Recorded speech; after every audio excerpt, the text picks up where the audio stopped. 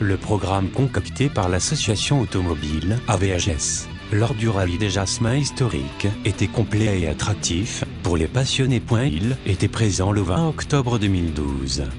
Quelques participants n'étaient pas vraiment inconnus de nos communes. On peut citer Patrick, qui vient se ressourcer, dans le village de la Mure-Argent. Malheureusement, les aléas de la mécanique n'auront pas permis à l'équipage 74 de finir la course à cause d'un problème de tringlerie, nous a-t-on dit. L'aventure s'est donc arrêtée en début d'après-midi. L'épicier de Rouen, qui passe ravitailler les communes, était aujourd'hui au volant d'un véhicule bien plus rapide, Porsche, avec son numéro 22, si j'ai bien analysé mes informations. Nous avions un panel de véhicules importants. Comme souvent les Porsche étaient les plus nombreuses, la Lancia Stratos aura ému les anciens, et même les très jeunes qui étaient admiratifs de la mécanique. Je vous laisse découvrir l'ensemble des véhicules en photographie. De cette manière, je minimise les erreurs, n'étant pas un spécialiste de la compétition. Le programme des 2 jours de course, 19 et 20 octobre. Nouvelle édition du rallye des Jasmins, c'est une course de régularité sur une distance de 380 km, avec au programme 5 épreuves de régularité, mais aussi un prologue de nuit. C'est pas moins de 80 véhicules qui sont venus participer à cet événement sportif dans les départements des Alpes-Maritimes et des Alpes de Haute-Provence. L'association organisatrice aime une route de montagne qui permet aux bolides de faire parler leur puissance et aguerrit les techniques des pilotes et copilotes dans un plaisir partagé. Tout avait commencé le 19 par le traditionnel et indispensable passage obligé des vérifications techniques et administratives. Elles ont eu lieu le vendredi 19 octobre à Pégoma 06 de 16h30 à 19h. Vers 20h30, ce sera le moment tant attendu pour le départ, pour le prologue de nuit, avec son lot de lumière caractéristique. Sur les routes sinueuses, que les passionnés ne pouvaient rater. Les premières voitures seront aperçues autour de 20h30. Samedi 20 octobre, départ de Pégoma à 7h30, en direction de Castellane. C'est, en effet, autour de 8h30, que les premiers véhicules seront vus, et comptabilisés par les commissaires. Le regroupement était prévu à Saint-André-les-Alpes. Le café et les croissants attendaient les concurrents, le tout servi par des membres du conseil municipal. Autour de 10h, premier départ, pour les 2 épreuves de régularité sur route fermée, Tartonne-Lambruise, 9 km par 2 fois. Le maire, Serge Prato, aura le privilège d'être préposé au drapeau pour annoncer le départ. Quelques passionnés étaient placés sur le parcours et proposent de visionner le parcours des concurrents, mis en ligne sur les sites YouTube Dailymotion. De 12h à 14h30, tous les véhicules seront disposés en parc de regroupement sur le parking de Saint-André-les-Alpes, laissant le choix aux participants de se restaurer agréablement et au public de pouvoir admirer les véhicules. Une belle idée des organisateurs et de la municipalité. Il me semble que l'affluence n'était pas vraiment à la hauteur de cet événement. Il est vrai que maintenant on a tendance à rester statique, et les activités proposées ne reçoivent pas toujours le potentiel de visite optimale. Est-ce un problème de communication, de motivation, simplement un peu de flemme, ou alors la banalisation des animations proposées?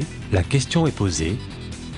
Quoi qu'il en soit, à 14h30, ce fut le départ de la 2e boucle comportant 3 épreuves de régularité sur route fermée Tartonne-Lambruise, 9 km par 2 fois, avec retour au parking de Saint-André-les-Alpes.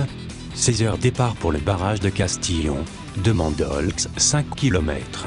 Puis retour vers Pégoma, 18h arrivée, 19h30 remise des récompenses et pots de l'amitié, animation musicale, stand. Quelques informations sur les rallyes de régularité.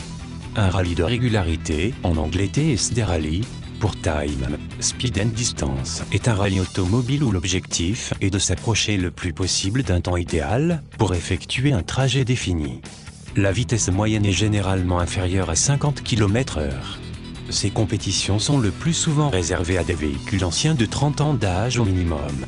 Si la vitesse n'est pas un élément de sélection, la navigation et le respect minutieux de la vitesse moyenne le sont. Le principe. Ces rallyes peuvent s'organiser sous 2 principes différents.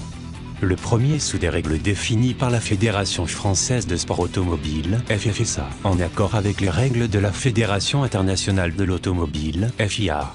Le deuxième répond à des règles fixées par la Fédération française de véhicules d'époque, FFVE. elle-même représentante en France de la FIVA, Fédération Internationale des Véhicules Anciens.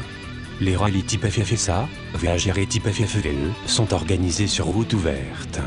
Les rallyes type FFSA, VHR sont organisés en doublure d'un rallye VHC, généralement régional, sur route fermée pour les spéciales. Chaque équipage comprend un pilote et un navigateur. Les concurrents évoluent sur route généralement ouverte et respectent le code de la route. Il n'y est pas question de vitesse de pointe, mais plutôt de vitesse moyenne et de navigation, l'attention étant portée sur la régularité. Une moyenne de vitesse est imposée aux concurrents, qui peut être fonction du choix de l'équipage pour une moyenne basse, moyenne ou haute, ou d'une seule moyenne imposée, mais ne dépassant jamais 50 km/h pour les épreuves sur route ouverte. Les voitures partent toutes les minutes, pour un périple en plusieurs sections journalières, pouvant au total s'établir sur plusieurs centaines de kilomètres, suivant la durée et l'intensité de l'épreuve. Le parcours est tenu secret jusqu'au départ. Il passe essentiellement sur des petites routes, en pleine campagne ou en montagne. L'équipage part avec un roadbook, cahier de route contenant les instructions relatives à l'itinéraire et au temps de passage.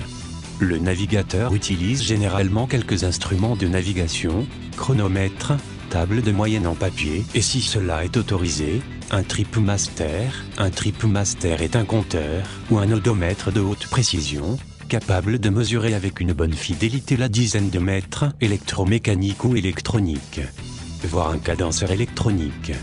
La calculatrice est autorisée. Anecdote locale départ de l'épreuve de l'après-midi.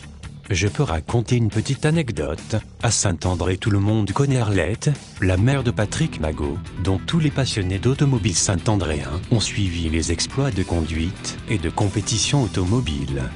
Donc Arlette, disais-je, a été pour la première fois de sa vie copilote dans la Subaru, ouvreuse de la spéciale Lambrusco Starton. Apparemment tout s'est bien passé, une petite impression sur une trajectoire serrée a-t-elle indiqué à la sortie du véhicule. Le maire, Serge Prato, la félicitera en l'aidant à se débarrasser de l'instrument de protection, casque. Bénévoles, mairie, office de tourisme impliqués. La salle polyvalente a permis à chacun des compétiteurs de se réchauffer et prendre les croissants succulents des boulangers. En effet, les membres du conseil municipal et le maire étaient derrière le comptoir. Un stand était présent, tenu par l'office de tourisme, pour donner tous les renseignements indispensables au bon déroulement de la journée avec les bonnes adresses locales. Une journée sportive réussie sur tous les plans, je ne crois pas trahir un secret. Ils seront de retour dans quelque temps pour la ronde hivernale, c'est donc bien que notre territoire leur est agréable.